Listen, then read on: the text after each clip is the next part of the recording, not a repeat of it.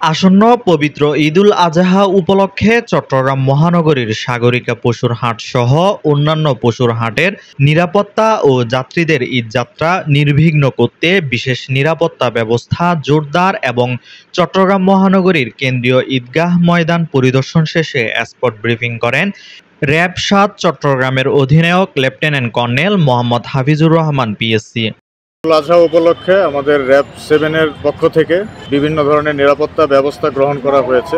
আমাদের রুটিন টহলের পাশাপাশি আরও কিছু টহল বৃদ্ধি করা হয়েছে এবং 24 ঘন্টা আমাদের কমপক্ষে 10টি করে টহল বাইরে টহল পরিচালনা করছে। এছাড়া আমাদের সাদা পোশাকের গোয়েন্দা দল রয়েছে বিভিন্ন গরুর হাটে এবং ঈদের জামাতগুলোতে, গুরুত্বপূর্ণ ঈদ জামাতগুলোতে আমাদের সাদা পোশাকের গোয়েন্দা দল রয়েছে।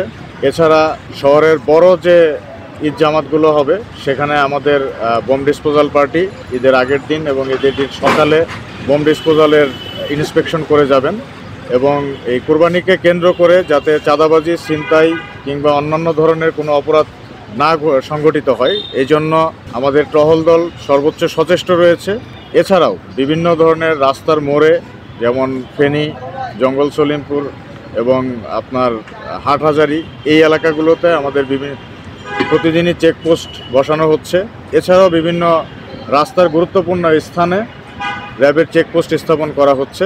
এ সময় সাগরিকা গরুর হাট, জমিয়তুল ফালাহ ঈদগাহ ময়দান, ওয়াসা মোড়, মুরাদপুর বিবিরহাট গরুর বাজার সহ বিভিন্ন জায়গা পরিদর্শন করা হয়।